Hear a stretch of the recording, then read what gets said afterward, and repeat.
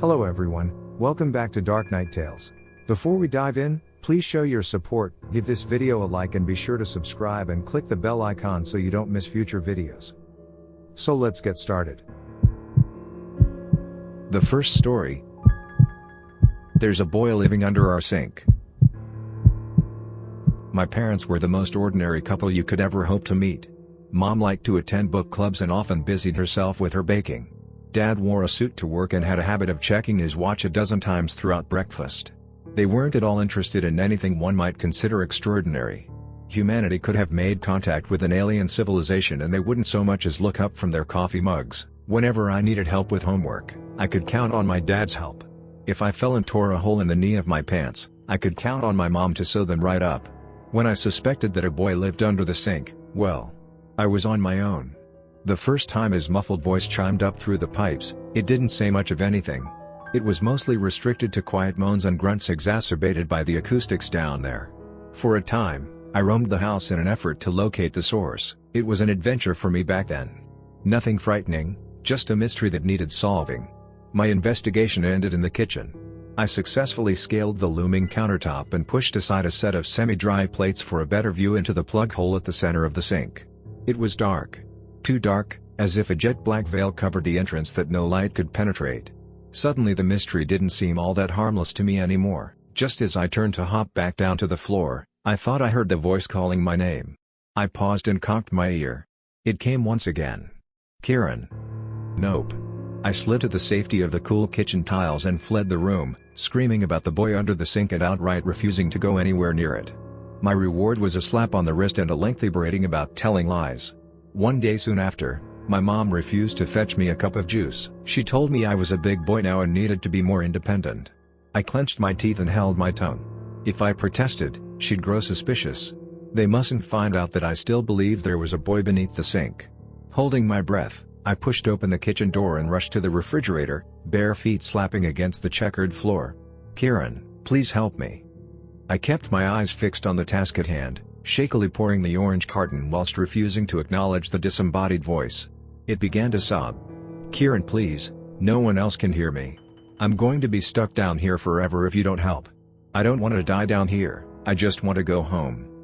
I maintained the facade, slotted the now considerably lighter carton back into the refrigerator, and turned to carry out my filled cup. You aren't crazy, you know. I paused. There's a reason you're the only one who can hear me. Why? I said, unable to stop myself. Because you're special, like me. What does that mean? Well, like I said, you can hear me. That makes you special. As for me, how many other boys have you met that live under a sink? I giggled despite myself. I would very much like to get out though. It's scary down here. What's it like? I asked, inching closer. I was tall enough now that I could see into the sink if I stood on my tiptoes. Well, for starters, it's dark. I can't see anything aside from a small circle of white above me. I pondered for a moment, wondering what the circle could be. Can you see this? I held my hand over the plug hole. Yes. Is that what you look like? You look a little strange if you don't mind me saying. No, silly, I laughed. That's just my hand. Oh, I'm sorry, that's embarrassing. Haven't you ever seen a person before? I asked, withdrawing my hand. I see a woman and a man from time to time. I get covered in water and bits of food whenever they show up. It's thanks to them that I can survive down here, actually. How long have you been stuck in there? The voice took a moment to respond. You know what? I have no idea. Mom called from the living room, demanding to know what was taking so long. I'm sorry, I have to go now. What's your name? I don't have one. My fear of the voice all but evaporated. From that day on, I spent as much time as I could get away with perched next to the sink, legs dangling against the cupboards. I told the voice all kinds of things. What happened at school each day, people I liked and disliked, the childish dreams I aspired to. Anything and everything that came to mind, I knew I could tell the voice in confidence. Eventually, I got sick of referring to the voice as the voice, and decided to name him. Crampy, I said, dropping a buttered cracker down into the hole. How's that? Sure. What does it mean though? I shrugged. Well, you're always complaining about how cramped you are, so I thought crampy sounded good. The voice stayed quiet and I got worried. You don't like it, do you? I'm sorry, I'll try to think of something else. No, no. Crampy. Okay, my new name is Crampy. Hey, Kieran, and Crampy has a good ring to it, don't you think? I smiled and nodded, then realized that Crampy couldn't see me. Yeah. I squeaked. Crampy started asking me for favors not long after that. Because that's what friends do. He'd say if I ever questioned his requests. Sometimes, he asked for water. That one was simple enough, I just had to lean over and turn on the tap. Other times he'd want a certain food or drink. Those were a little trickier. I couldn't let mom and dad think I was throwing out perfectly good food. One day, I was holding my favorite toy out over the plug hole to show Crampy. A small plastic action figure with movable limbs. Can I have that? I clutched it to my chest and pouted. But this is my favorite one. Kieran. We're friends, aren't we? Yes. Friends, sure.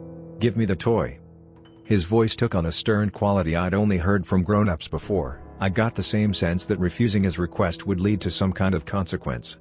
So, not wanting to upset Crampy, I held out my cherished figurine and dropped it, before leaving the room whilst fighting back tears.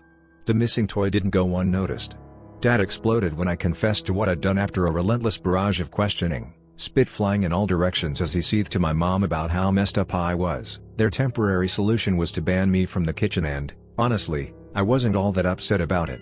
I wasn't so sure I wanted to be friends with Crampy anymore. Mom taped a hastily scribbled sign to the kitchen door to serve as a constant reminder that I wasn't to enter. But as days turned to weeks and weeks turned to months, I started feeling lonely again. My parents were poor company at the best of times, and now more than ever, I could really use a friend. I was still sad about losing my toy, but then I reasoned that Crampy had probably never played with one in his whole life. It was mean of me not to share when I had an entire box full of them just sitting in my bedroom. I decided I wanted to apologize and hatched a plan to sneak downstairs once Mom and Dad retired to their room for the night. I winced at every creak of the old staircase, and held the kitchen door handle so the latch wouldn't spring back too loudly when it clicked shut. "Crampy," I hissed. "Are you awake? Where have you been?" He didn't sound happy. "Mom and Dad haven't been letting me in here. I'm sorry for leaving you all alone," he finished. "Why did you tell them about the toy? I thought you could keep a secret." "I can. It's just.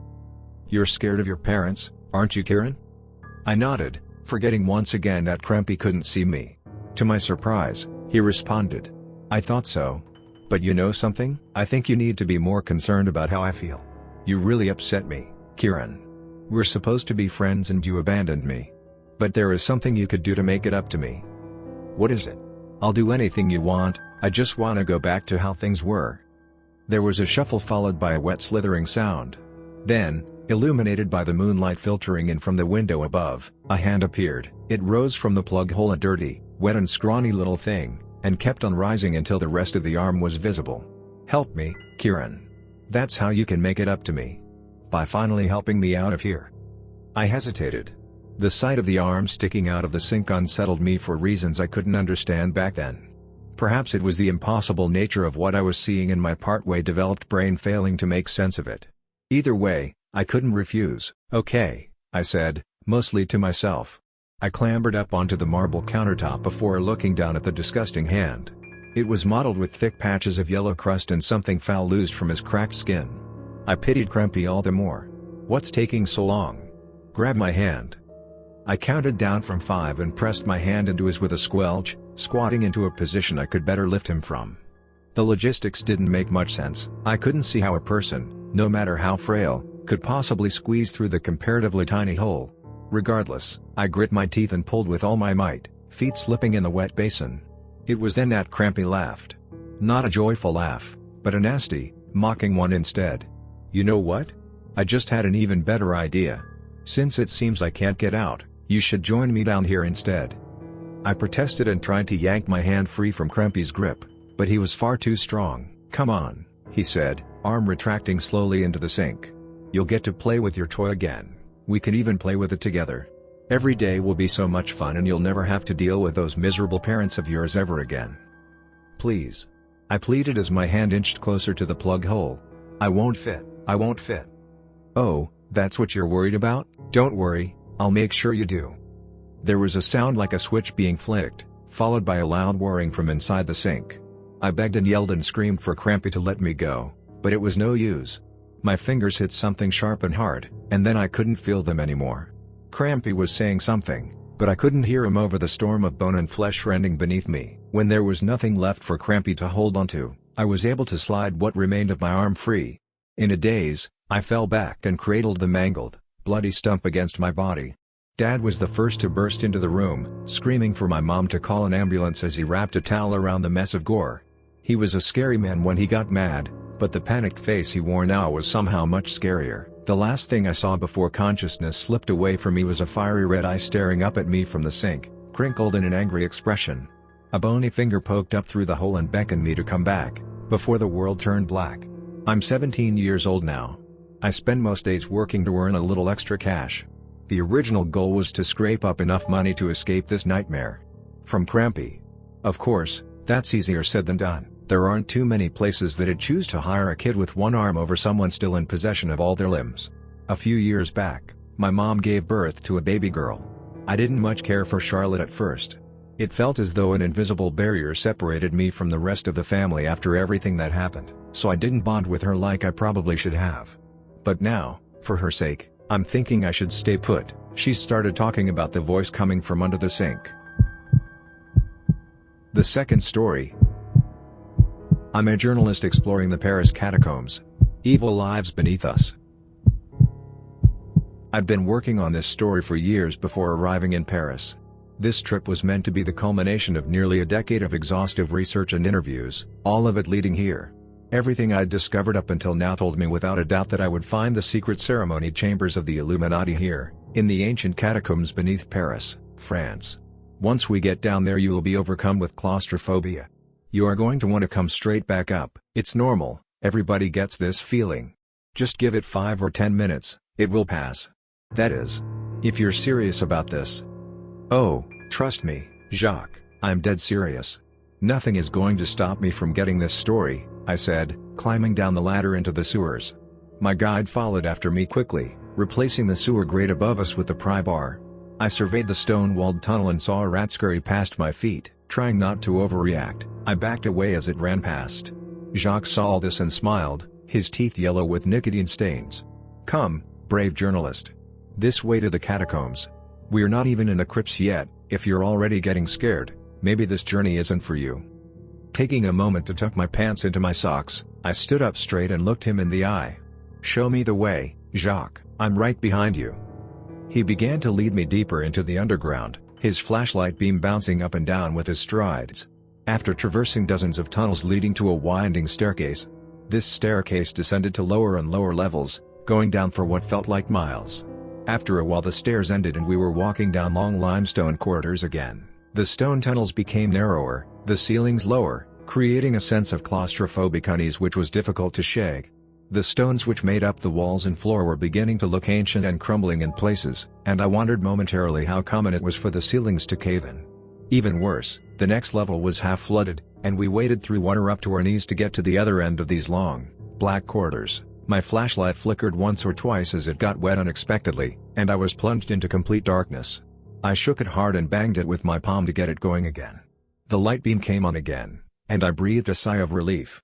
Another winding staircase brought us down even lower yet, and we began to finally see the first traces of bones. They lined the sides of one hallway, like a decorative fringe made of human remains. The bones and skulls started to appear occasionally on the walls, ceilings, and floors, becoming more common as we descended lower and lower into the crypts.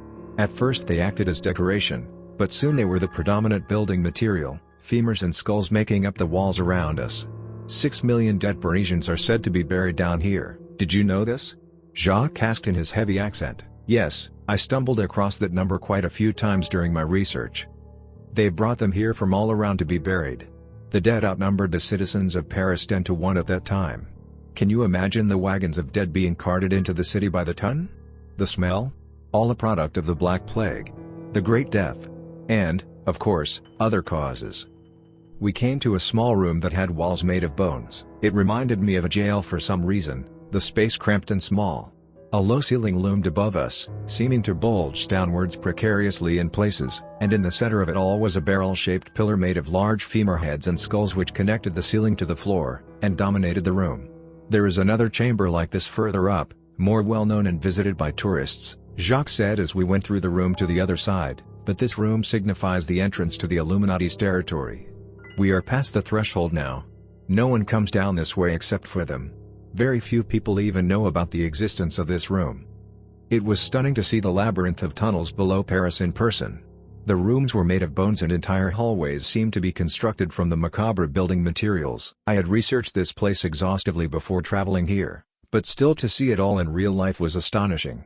And I was more than a little scared. There were human remains everywhere, and they were becoming the primary building materials used at this depth. The next room was also made of bones and skulls, extending like an antechamber into a larger space which reminded me of a church foyer. I couldn't help but gasp at the breathtaking number of bones, arranged in perfect formations, not one piece slipping or falling away over the centuries. Rats were growing more common now, as were mice, roaches, bats, and bugs of all kinds. I brushed a spider out of my hair and hurried to catch up to my guide, seeing I was falling behind. How do they keep people out of this section? I asked Jacques, genuinely curious. It seemed like we just walked right in with no problem. 200 miles of tunnels make up this labyrinth. And that is all it takes to keep people out. No one wants to get lost down here, so they just avoid certain sections known to be dangerous. The places where people are known to disappear. I gulped, my throat dry and no saliva left to swallow. I knew it was dangerous coming down here, but maybe I was in over my head. Still, Jacques was a professional. You've been down here before, right? Of course, Jacques said, continuing to march. Many times. He was picking up speed and I was tired, finding it harder and harder to keep up. Hey, can you slow down? I'm running out of steam here. But he didn't slow down. In fact, he kept moving faster down the corridor, the distance between us growing larger and larger. Jacques. Hey, buddy. Hold up, stop, I yelled, my voice echoing loudly in the tunnel. Suddenly, I tripped over a raised stone in the middle of the corridor, falling hard on the ground. My wrists flared with pain as they braced my fall, my palms rode red from scraping the ground on impact. But the worst pain was in my ankle. It felt as if I'd rolled it. I looked around for Jacques, my eyes searching for him in the dim light.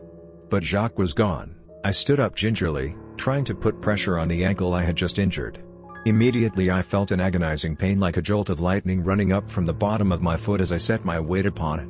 I collapsed back down onto the cold stone floor, sweating despite the cool temperature underground. Calling out loudly for Jacques again, I screamed until my throat was hoarse. But he did not come back. It's okay, I told myself. Just turn around and walk back the way you came. Simple, easy does it. Standing up, this time supporting my weight with my hand against the wall, I managed to rise to my feet. Or should I say, foot. Whatever was wrong with my left leg, it would require a doctor and x-rays. And that meant getting out of this place as quickly as possible, hopping on one foot. Clearly, Jacques was not in his right mind, I decided, hobbling in the direction I'd come from. Who would do something like this? I'd paid him to be my guide through these dangerous tunnels and he'd brought me down here and abandoned me. He'd left me for dead. The catacombs were no joke in that regard. Many people had become lost and died down here over the centuries, and their gravestones dotted the tunnels. I wanted to punch Jacques in the face. Didn't he realize this could mean my death? Of course he realizes that. He left you down here on purpose. Now you're going to remain down here until you run out of food and water. You'll be roaming these tunnels until you collapse from exhaustion. These thoughts were not helpful, so I tried to put them out of my mind. It was difficult to do, considering the labyrinth I'd found myself in without a guide was constructed of bones, a constant, grim reminder of my likely fate. There were a few intersections leading back towards the room with the giant pillar made of bones. I figured I could navigate these by memory easily enough and then could use that room as a checkpoint of sorts. But, much to my surprise, I made the turns by memory and did not find myself back at the room I was remembering with a large pillar at its center. Instead, I found myself at another intersection with two identical branches leading left or right. My heart was pounding faster and faster as I thought about this. Guessing that I'd misjudged the number of turns, I decided to go right. But at the end of that long tunnel I found another intersection. No, this isn't it, I said aloud, second-guessing every decision I'd made. I hobbled back to the last intersection and went the other way instead. But I only found another identical fork. Oh no! Oh no, this isn't good. Every wrong turn was exhausting me, taking the last bits of my energy, and I had barely anything left now. I pulled out my phone, hoping there would be some shred of signal, but of course there was nothing. The maps I had downloaded onto the device only showed the well-known levels above, so they were of no use. This section was uncharted, hence why I'd hired Jacques. This way, I heard a voice whispering softly from down the long tunnel. "Oh, thank God. Jacques? Is that you?" "This way." The voice repeated, sounding like a snake hissing. I took a tentative step in that direction, wincing as I forgot momentarily about my injured leg. "Jacques? Follow me." I did as the voice directed, not seeing the source of it. The whole situation was creeping me out, but I was thankful Jacques had found me. It was probably just such a long tunnel he didn't want to walk all the way down it to meet me. "I hurt my leg, man. Can we go back up? I need to get to a hospital." "This way." "To go back up? Okay, slow down, I'm coming." Hopping on one foot, it took me a while to reach the end of the long hallway. The walls were skulls with empty black eye sockets peering out at me from their positions in the mortar. I expected Jacques to encourage me or say something sympathetic about my injury as I hobbled along, but instead it was completely silent in the catacombs aside from the sound of my awkward movements. Once I reached the end of the corridor, I found no one waiting for me. Jacques was gone once again, and all I heard was the sound of his voice from far up ahead. "This way," he said from down the narrow tunnel. "Hey! Will you stop for a minute? You're freaking me out, Jacques, just stop, will you?"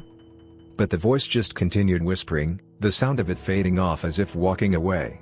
I couldn't make out the words, but the idea of being left completely alone down here terrified me, and I hurried after him, ignoring the pain in my leg with each limping step forward. "Hold on.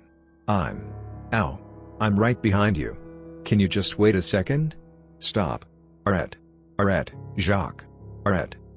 My French was limited, but I knew the word stop at least. It didn't seem to have much impact on Jacques, though, as he continued moving away from me, the sounds of his muffled footsteps growing quieter as he disappeared down another long tunnel. The flashlight in my hand went dark yet again, plunging me into total pitch blackness.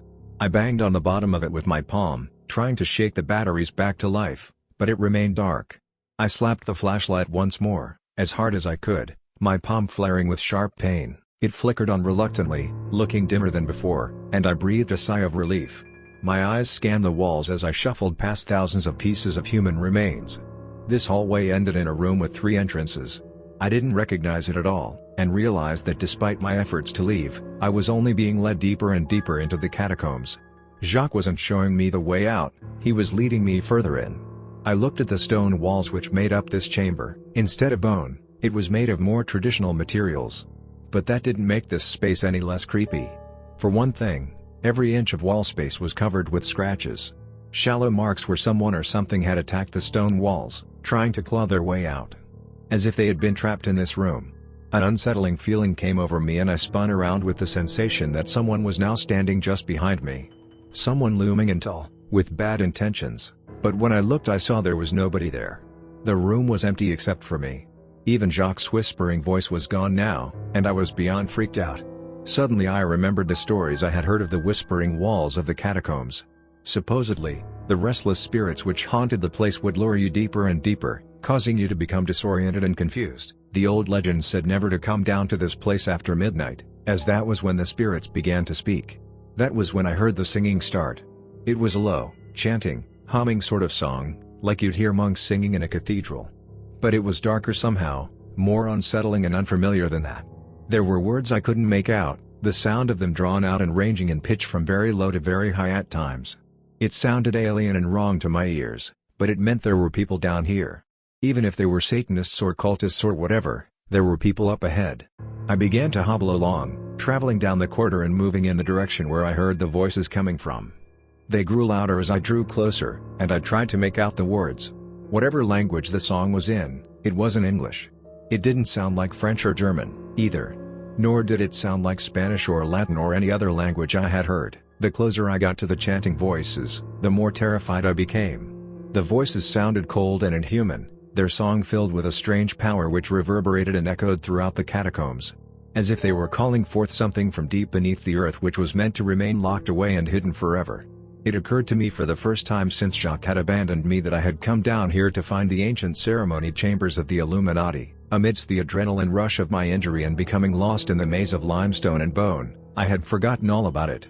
But as I turned the next corner I came face to face with what I had come down here to find. A large chamber the size of a church sanctuary had been dug out in this section. The walls were made of skulls and bones, as were the candlelit chandeliers hanging from the high ceilings above. There were more than a dozen people in long, brown hooded robes, their faces shrouded in darkness. Symbols of pyramids with eyes at their center could be glimpsed decorating the walls, and were stitched on crimson-red banners which hung from the arches. This was it, the secret ceremonial chambers of the Illuminati. The place where they held their most sacred rituals. And of course, I had chosen a night to come when they were performing a ceremony, good for fact-finding, not so good for my safety. I ducked back behind the wall again, scared of being seen by the robed figures. At least I could follow them out of here, I thought to myself. Once they were finished whatever they were doing down here. And in the meantime I could take notes, in order to write the most expansive and detailed article ever, covering the real workings of the Illuminati. I was sure to get a Pulitzer for this. Listening closely, I took notes on my phone and watched as the ceremony proceeded. The slight glare of my screen made my eyes blind to the darkness in my peripheral vision, or else I might have seen the people sneaking up on me, or felt their presence more quickly. But instead I spun around just as they were closing in on me, and two large, strong men in brown robes were grabbing me, holding me so tightly I could barely breathe. Jacques was suddenly there in front of me, reaching out towards my face. He grabbed my left cheek and squeezed it, pinching a flap of fat between his fingers hard enough to sting. "There you are, Monsieur Journalist. I've been looking everywhere for you." Then they were dragging me into the ceremonial chambers, my toes sliding over the stone floor as I screamed, kicking and thrashing, trying desperately to get away. A moment later someone shoved a rag in my mouth, muffling my cries for help. "There you are, we've been waiting for you, Pierre." The men in the sanctuary looked impatient as we approached, and Jacques responded to them quickly, as if they were his superiors. I was beginning to realize Jacques was not this man's real name, and he was not a tour guide. They began to talk back and forth about a ritual, the leader of the robed people asking Jacques a series of questions about me. It turned out my guide's real name was Pierre, and he knew a lot more about me than I had realized. He rattled off details about my personal life, friends, family, contacts at work, and most disturbingly, how long it would take for my disappearance to be noticed. "We can rest assured no one will report him missing until tomorrow afternoon at the latest. That's when his next phone meeting is scheduled with his editor." I tried to bluff them somehow, but the rag in my mouth prevented me from speaking any lies, and what Pierre was telling them was essentially true. Somehow he had managed to access my email, and was privy to all of my communications. "Can you send a message to delay the meeting? Buy us a bit more time?" "I can try. I'll send something tomorrow saying that he isn't feeling well, or that he's tired and needs to rest. It should give us a few more hours at least. Maybe another full day. Then there will be many questions for me to answer." "There always are. But that's why we pay you so well." "Good work, Pierre," the man said, handing my guide a thick manila envelope. "Your service is always appreciated." "Merci," he replied, bowing his head, then turning to leave. "Oh, one more thing, Pierre. You did put the fear of God into him, didn't you? The ancient ones prefer the taste of terror in their meals." "Always, monsieur. I always make sure they are brought to you with the fear. And trust me, this one is full of it." For once, Pierre didn't lie. I had been terrified since stepping foot down in this cursed place.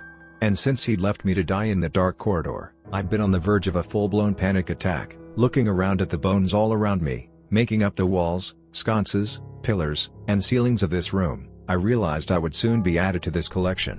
Just another stack of bones for the ever-growing pile. I thought of the bustling city above us, living in blissful ignorance of this terrifying place below the ground. I pictured the cafes, restaurants, even fast food places above us. Strange things occur to us when we're about to die, and at that moment I pictured Ronald McDonald, dressed as death in a long black robe, the hood shrouding his face in darkness. He was holding a sickle and an hourglass, staring at me as I was dragged past him, down another set of stairs leading down. Deeper and deeper. "Welcome to the McCatacombs," he was saying as he marched behind me, "home of the world-famous Big Stack. Over 6 million satisfied customers. And counting." For a long time I was forced to walk downwards, a narrow, spiraling staircase taking us into the depths beneath Paris. After a while, my captors got fed up with my cries of pain and slow movements as I stumbled on my injured leg, and the big men around me picked me up like a child and carried me. It seemed like we were walking for hours, as the temperature grew cooler at first, and then much, much hotter. When we finally reached the bottom of the staircase, I saw we were in a place which resembled images of hell I'd seen, depicted by artists over the centuries.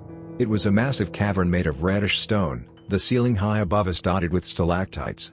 A large chasm stretched across the center of the chamber, dividing it in half. Flames licked up from this trench, and the heat of these fires could be felt from where we stood, 100 yards away or more. "There's the ritual chasm," said one of the men holding onto me. "You wanted to see the ceremonies up close, right? Well, you're gonna get to see everything up close and personal now. Get your camcorder ready, Mr. Journalist." We got to the edge of the fiery chasm and I looked down, terrified as the ground shook constantly beneath my feet. All around us were pits and holes in the rock from which flames rose up, higher and higher by the second. I could hear chanting voices far down below us, singing inhumanly, in languages that were evil-sounding and terrible. It hurt my ears just to listen to these sounds, and I struggled to break free, but the men holding me were strong, and pushed me closer and closer to the precipice. I looked down to see huge, monstrous forms moving down below. There was not just one, but several Goliath beasts, the size of cities by the looks of them.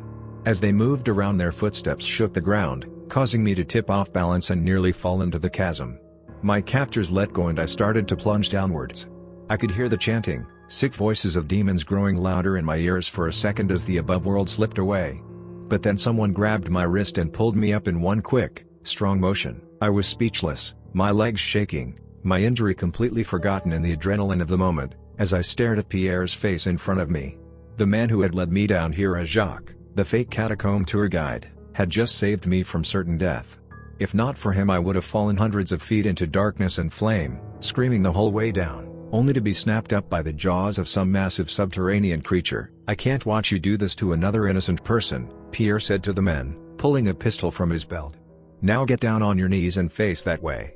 Do it, now." The men got down on their knees, facing the fiery chasm. Without a moment's hesitation, Pierre shot each one of them in the back. One by one, they fell face first down into the pit of flames. A few moments later, the sounds of screaming could be heard distantly below. The ones who were still alive would not stay that way for long. "What the hell, man?" I managed to say, getting to my feet. "I guess I should be thanking you for saving my life. But, damn. How many people have you brought down here to be sacrificed by them?" Pierre looked at his feet, his face red with shame. "Too many, but there is a reason for it. They must be appeased every so often, or the consequences for humanity would be dire. Come on, let's get out of here. I will pay for my crimes, trust me. And much sooner than you might think." He put his arm around me and helped me up the winding staircase leading away from that dark, terrifying place. Pierre led me back out slowly, letting me take my time on my wounded leg, until the Illuminati picked up our trail and gave chase again. I was forced to run on my wounded leg, but Pierre knew the tunnels well enough to lose them. Traversing down each dark and twisted tunnel, we made our way up to the spiral staircase and eventually to the top. "You can find your way out from here," Pierre said, looking me in the eye for a moment before turning back and walking away. "Head up that corridor until you find the ladder. And then run until you have nothing left inside of you. Run until you are back in America, Monsieur Journalist." "What are you going to do, Pierre?" I asked him, his form disappearing into the shadows of the tunnels. "Isn't it obvious?" he said, laughing mirthlessly. "I'm going to join the dead." 6 million served, I thought, limping towards the ladder.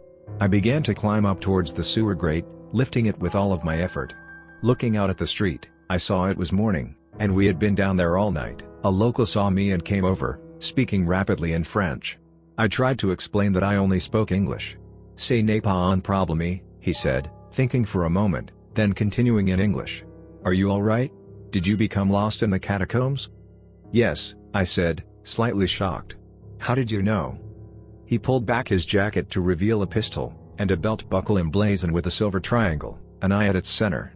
"Easy, Monsieur Journalist," he said, "we see all and we know all. Now, get back down the ladder."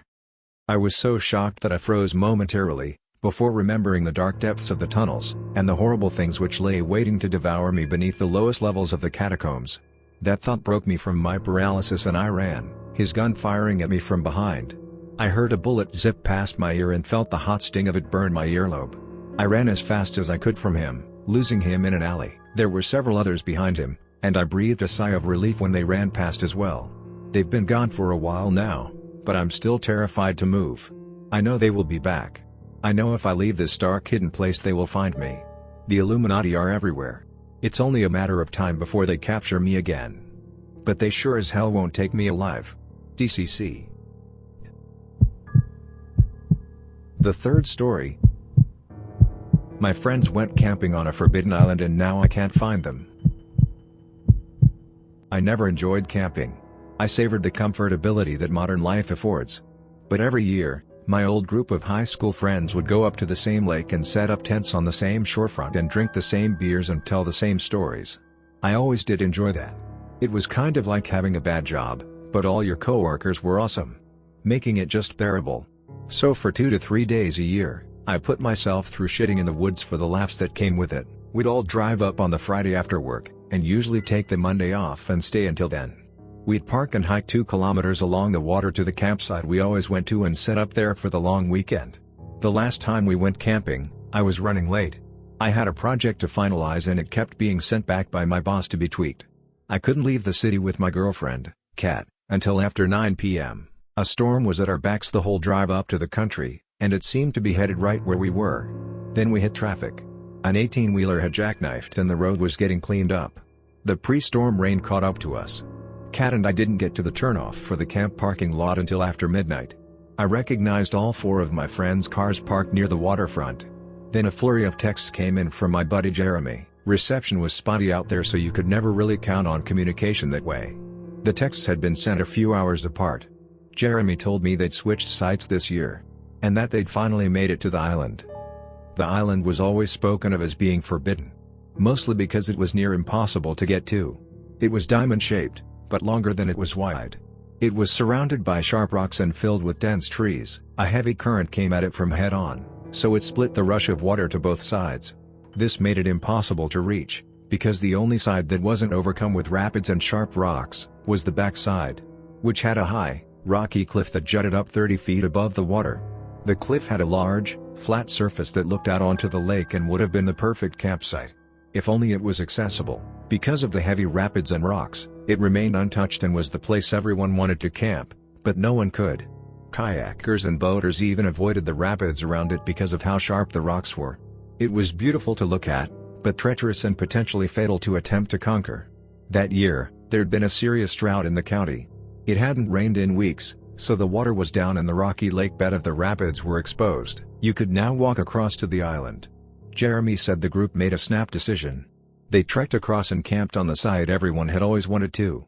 He told me they'd set up their tents on the rock slab that overlooked the lake, and they'd save me a spot somewhere near the back. I felt uneasy reading the texts. I didn't know much about the lake or water flow systems in general, but with the storm at our backs, who knew how long the rapids would stay down? We could get trapped on the island. Kat felt uneasy about it too. But we packed all our gear and made the trek along the waterfront to our normal campsite. From there, we could see the island and all my friends' tents set up on the rock slab that overlooked the lake. The storm had caught up to us and the rain was getting heavier.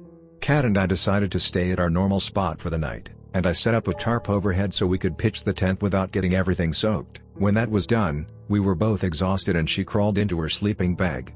But I ventured out in my rain slicker to the edge of the lake. I sent a few texts to Jeremy and the others. None of them went through though.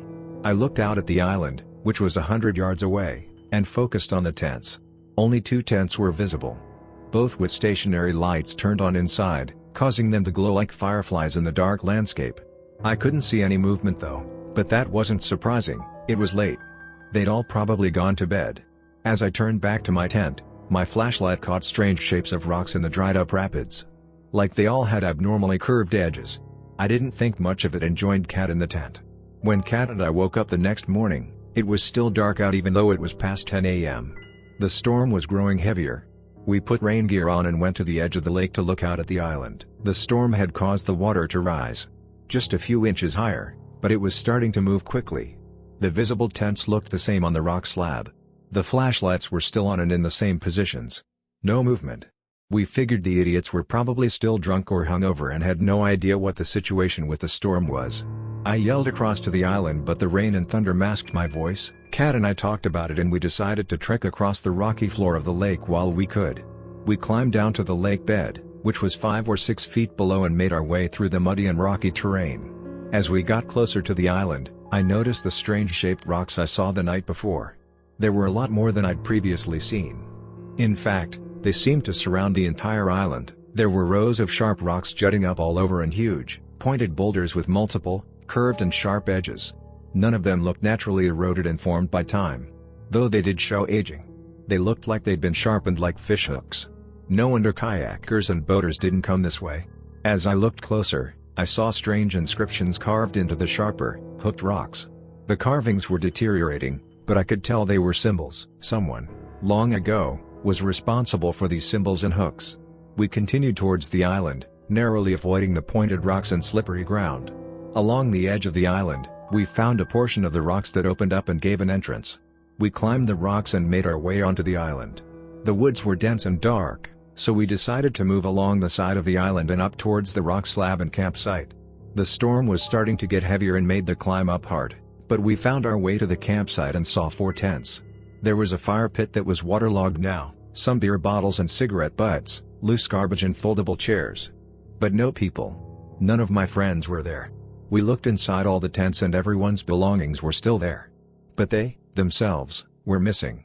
Kat thought maybe they were in the woods. Maybe, even, they'd found a cabin or shack on the interior. Something to investigate or ride out the storm in. Then I saw the carvings. The giant slab of stone we were standing on had lines of the same symbols from the hooked rocks on the lake bed.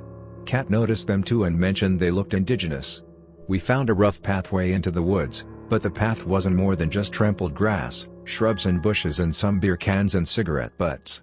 We followed the trail as it led further into the island's interior. The dense trees blocked out the rain from above and any light the sky was giving off was long gone. The interior quickly felt like night and the sounds of the storm drowned out. All we could hear were the tall, swaying trees overhead as we moved through the mossy and vine-filled woods.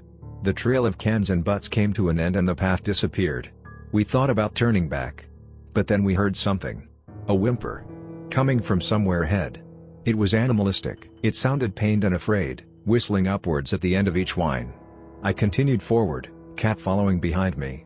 On the path ahead, there was a long, nylon-looking rope. We followed it, and found it leading us to the source of the whimpering. I realized I wasn't following a rope. It was a leash. Jeremy's pit bull, Oscar, was crouched under an upturned tree, trembling. He had several, small slashes across his body. None were very deep. But they all looked like they hurt. We approached him calmly and managed to lead him out from under the roots of the tree. As we inspected him, it was undeniable that he was attacked by an animal. Kat and I whispered to each other, deciding to take Oscar, get off the island and hike back to the car for cell reception. Something really bad had clearly happened. We cut to the right, heading directly for the edge of the island and not back through the woods the way we came. Not back to the tents. Then we heard more sounds ahead of us. Echoing through the dark trees. Cracks. Snaps. Breaks. It sounded like someone was splitting thick tree branches. Oscar started whimpering again and pulled away. Kat took that as a sign and started backing up with Oscar. She motioned for us to go to the opposite side of the island and cross there. But I needed to see what the sounds were. I motioned for her to go ahead and I crept forward, through more trees, towards the cracking. Up ahead, I could see a small clearing in the woods. I peeked out into it and saw the leaves and grass were red. In the center, there was a hole dug into the side of a large hill. There were clothes strewn about, all stained with the same browning red shade. Then I saw the bodies. If you could call them that. I saw Jeremy first, though it was difficult to tell it was him aside from the bright neon hunting slicker he always wore. His body, like the others, had been viciously opened up and exposed like a fillet. To his left was the source of the sounds. One of my friends, Tim I think, was ripped in 2 pieces. Something was crouched between the 2 halves of his body. Some kind of tall, skinny, ghastly creature. The beast was all earth tone, greens and blacks and browns. It had tufts of thick, coarse black hair sticking out of various parts of its leathery skin. It was strong and powerful and was clawing through the meat of Tim's thighs. The creature pulled out Tim's femur and bit down into it. I looked around at the other bodies and realized they were all missing their bones. The creature didn't eat their skin, muscle or fat. It wasn't interested in meat. It just wanted to eat their bones, which had been torn, pulled, and ripped away from muscles and ligaments. Even the craniums had been broken apart, the insides cast aside as the skull was devoured. I watched the creature's jaw grind down on Tim's femur. The chewing was horrifying. The breaking, crushing and pulverizing of bone. Then the femur snapped and the familiar crack filled the woods again. A whimper came from the woods behind me. From Oscar. The creature jerked in my direction. I ducked behind a tree before it saw me, but I knew it'd be coming. It heard Oscar. In a low, crouched position, I started rushing back through the woods, following the path Cat and Oscar made. But I wasn't as quiet as I hoped, and sticks were cracking under my feet, echoing through the trees. A screech roared out from the woods behind me. I ran faster, knowing the creature was definitely aware other people were on the island now. It's silent. I heard branches breaking and heavy movement behind me as the creature gained. Then I started to hear the storm again. The trees were becoming less dense and I was getting to the other side of the island. I saw an opening up ahead and rushed to it. I got to the edge of the island and was greeted by a raging thunderstorm. The water had risen and the rapids were back, though they were half their normal height. I looked over to the shore and saw Cat and Oscar made it across. I climbed down quickly and started trying to make my way to them. The rapids were at my waist and pushing hard. I kept grabbing onto the larger rocks for support, but all their sharpened edges kept cutting my hands. Then Cat screamed. She was staring behind me. At the island. I turned back, only for a moment, and saw the creature had climbed down to the lake bed and was following me through the growing rapids. The creature was taller than me and moved faster than I did, but it had the same problems trying to get a footing. I kept going, Cat yelling for me to hurry, the beast behind me gaining. It was only feet away from me now, and its long, splintered claws were almost able to grab my shoulder. It swung at me, narrowly missing. I was still another 20 yards from Cat in the shorefront, and I knew the creature would catch me on the next claw swing down. The only thing I could think to do was let my legs go out from under me. Just before the creature swung down, I let my legs go limp. My body was immediately rushed forward with the rapids, and before I knew it, I was 30 yards downriver. But I slammed into one of the boulders and a row of sharp rocks dug into my side and ripped through my bicep and into my arm. Another, sharper and pointier rock went right through my shoulder. It was incredibly painful, especially with the water pushing me away from the boulder, causing the wounds to open and tear. I heard that horrible screech again and looked up to see the creature had done what I'd done. Only the rapids had carried it further to the right. A sharp, long rock was sticking through the creature's abdomen. It had been impaled and was trying to pull itself forward and off, but the hooked edge of the tip was too jagged and the rapids kept hitting the creature, forcing it back to the hilt. The creature didn't look like it was going to get free, and I realized I'd suffer the same fate if I didn't get loose from the rock I'd been snagged on. I managed to pull myself forward and free from the rocks that had lodged in my arm and shoulder. The hooks on the ends tore off a good chunk of skin and meat when I did. But I was free. I slipped and struggled and fought my way to the shore, where Cat and Oscar were waiting. I rolled both ankles and could barely stand. Cat helped me up and we looked back at the rapids. The creature was being overcome by the rising water and heavy current. We could only see it from the chest up now, and it was beginning to give up. But when it saw us watching, it got a jolt of energy and was making a final attempt to pull itself off the rock. We didn't wait around to see if it did. I did my best to rush with Cat and Oscar through the woods and we found a cottage not too far. We called the police from there and a huge investigation started, but ultimately, all that was released to us or the public was there'd been a wild animal attack that had left several young adults dead, on an island they weren't supposed to be on. I still think back to the rocks and boulders surrounding the island. The sharp ones. The ones I'd been stuck to and the creature died on. Up close, they were all stony fish hooks. I always thought fish hooks were used to catch something to eat, but I was starting to think these ones were used to catch something trying to escape. Whoever sharpened those rocks, however they did it, knew what they were doing. The fourth story. My neighbors saw my aunt leave for work each morning 2 weeks after she died. My aunt and her spouse, whom I refer to as my uncle, used to live in one of our houses. Few days after she passed, my uncle said that he saw her around the house going about her normal routine before she had become ill. He said that he was hallucinating due to grief and asked us to pray for him.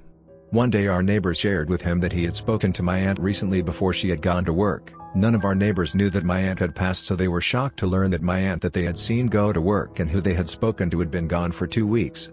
Was it a collective community hallucination or had they really seen my aunt's ghost? Soon after, my uncle got a priest to bless our home, not because he wanted my aunt to leave, but because he was worried that she had not found peace in the afterlife as her ghost was still around.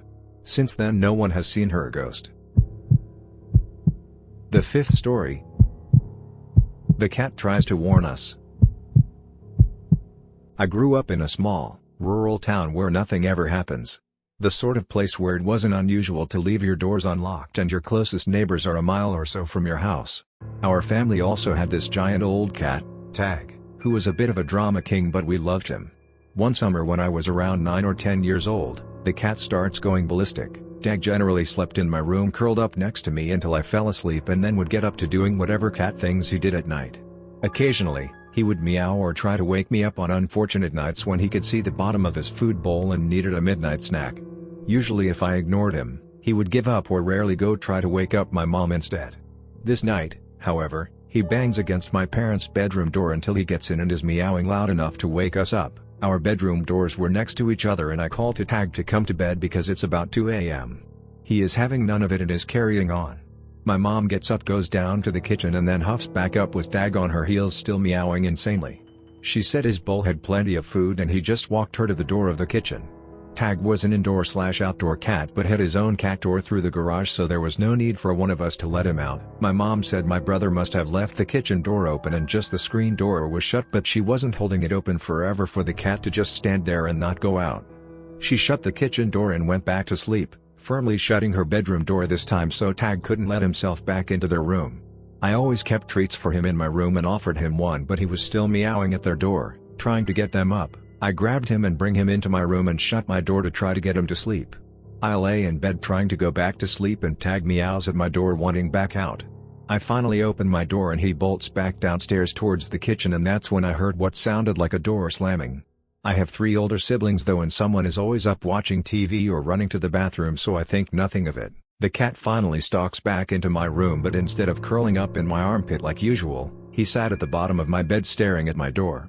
I fell asleep until morning when some commotion wakes me up and I pad down to the kitchen to find my parents on the phone with the police. They got up as usual to get ready for work, and while making coffee my mom went to grab her rings from the little jewelry dish she had by the sink, because she would take them off in the evenings to rinse dishes and load the dishwasher, but discovered the dish was empty this morning. Small town, so the sheriff sends a deputy over, and when my dad walks out to meet them, sees the ATV is missing from out back. The key is off the key ring. My brothers are all up at this point too, and we are all freaked out that while we were sleeping some robber came in and removed the ATV key and saw an opportunity to take my mom's rings. They were asking if we had any clue when it happened and my parents say no.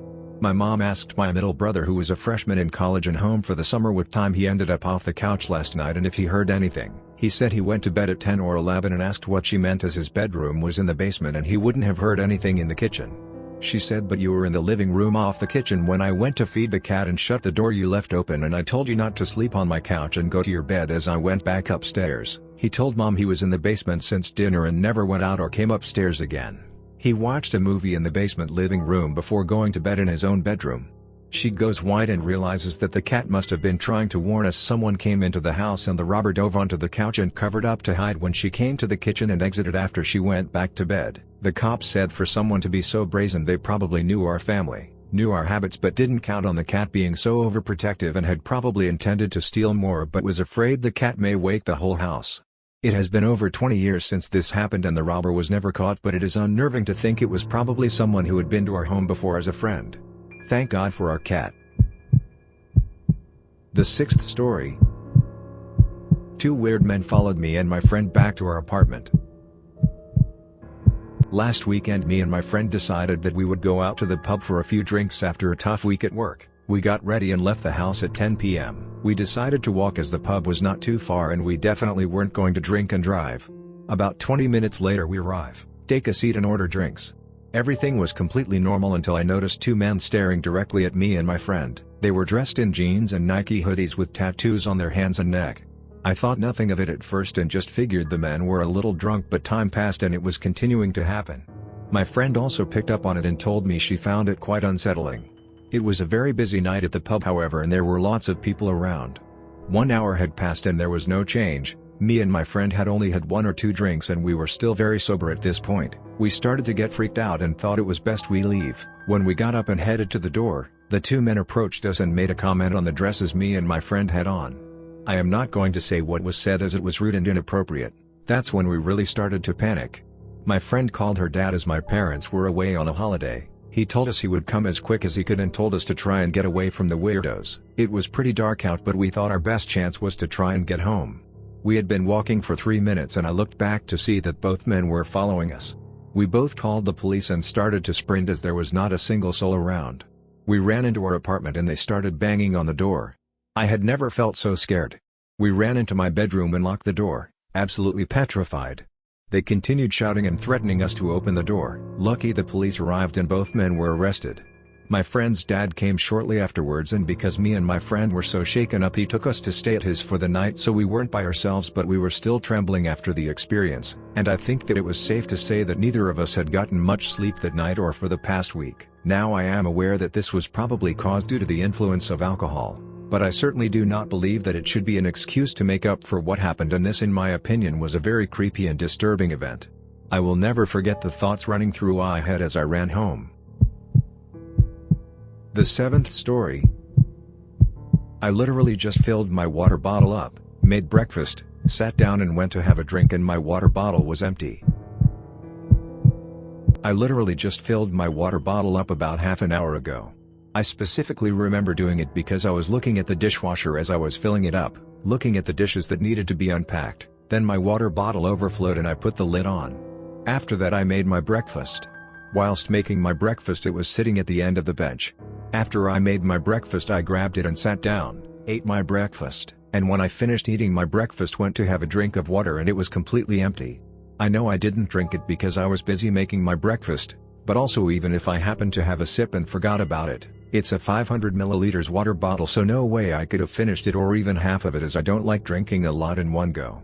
Also I'd if it matters, but it's a metal water bottle so can't see what's inside. But I know I filled it up because I saw it overflow out of the top, and it's not broken or anything, it didn't leak. So I'm so confused? Only explanation is a glitch in the system. The 8th story. Growing up in the Appalachian Mountains. I could give you a million times as a kid and young adult I felt scared or paranoid playing in the woods. It's a beautiful place and I spent my entire childhood getting lost, not literally, out there by myself or with friends. As kids we never got too far out there, but you could actually see the progression of us venturing further and further out as we got older because of forts and carvings we would leave. This one particular time, like 1,000 times before, my friend and I had just graduated high school. It was our last summer of freedom and we spent the entire summer camping and hiking out there. We had decided to try and find a new place to set up camp and walked for what felt like a few miles before we came to a nice clearing. The area was relatively new to both of us. We got the camp set up and fire going, and the plan was to wait until nightfall, smoke some weed, and play Monopoly. For sake of backstory on my friend and I, my buddy is a smaller, real goofy guy, but comes from a family of foresters and always had a deep understanding of all the trees and different plants you came across. He had no fear of going and camping out by himself. If I spent 10,000 hours in the woods, he probably spent 50,000. As for me, I'm a taller, sturdier guy, and as we got older I spent more time worried about women and sports, and the woods became a place for small parties. Also, I never had the balls to camp out alone. In fact, older me wouldn't go far at all when I was alone because I could never shake the feeling of being watched. Which was just paranoia, but still an uneasy feeling.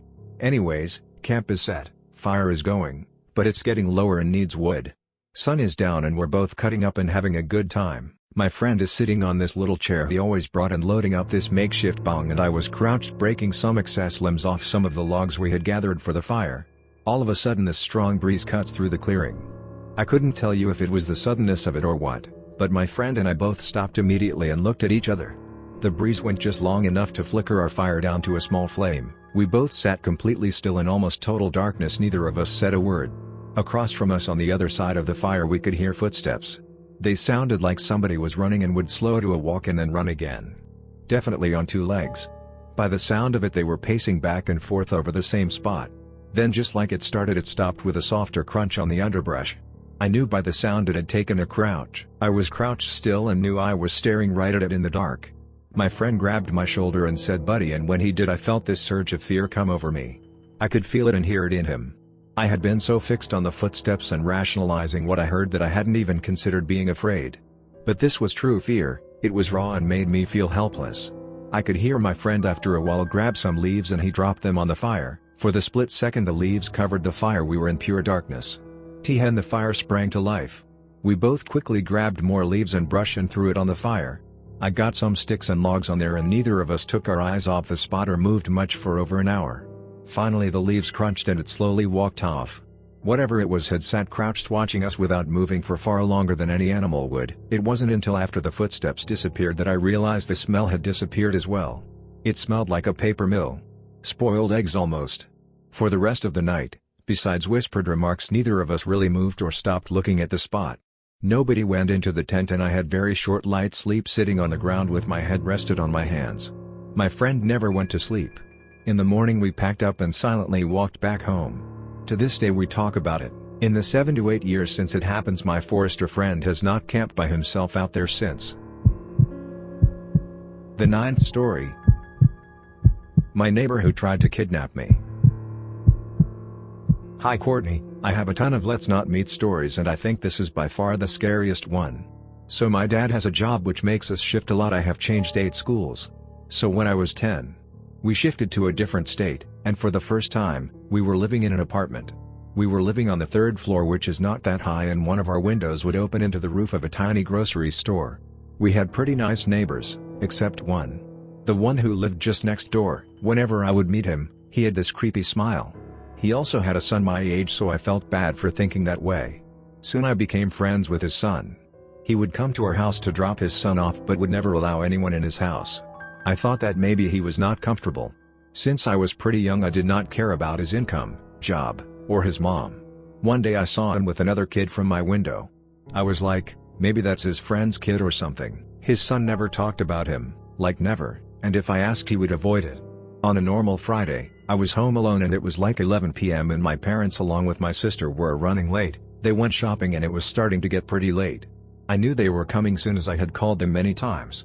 Remember the window I told you about before? I heard a knock on it which kind of scared me and I went to check. I thought it might be a ghost or something, but what I saw sent chills down my spine. It was our neighbor. He had climbed the store's roof from his window. He told me to open the window so that he can come in as his son has locked him out. I was very skeptical and did not. Guess what he did next? Broke the window and tried to come in, but a few passers-by saw him and called the police as he was on top of a roof. My parents returned at like 12. I told them the whole thing and they were glad I was safe. But what we got to know scared everyone. He was a child trafficker and his son was a victim. The kid told the police that he would use other kids to lure more kids. And that he was threatened to be friends with me. That day he was actually trying to kidnap me. Mind you, this all happened in the span of 6 months. Fortunately, we left that place soon, and not all but many of the kids under his control were safe now. So to the child trafficking cycle, let's never ever meet again. Sorry for such a long story. The 10th story. My sister just saw a ghost, and it wasn't happy. My sister lives in an old New England house where the elderly former owner died. For years, she's seen doors slam shut, and voices calling her by name that she thought was her boyfriend but wasn't.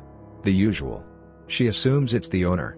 She just renovated the house and put it up for sale. When she was doing laundry, there was a figure in the doorway. She was talking to it because she assumed it was her boyfriend, but when she looked, it was a man-shaped figure. She said it was red, and she is not prone to exaggeration. It disappeared after a second. She's seen ghosts before and is usually unfazed, but she is freaked.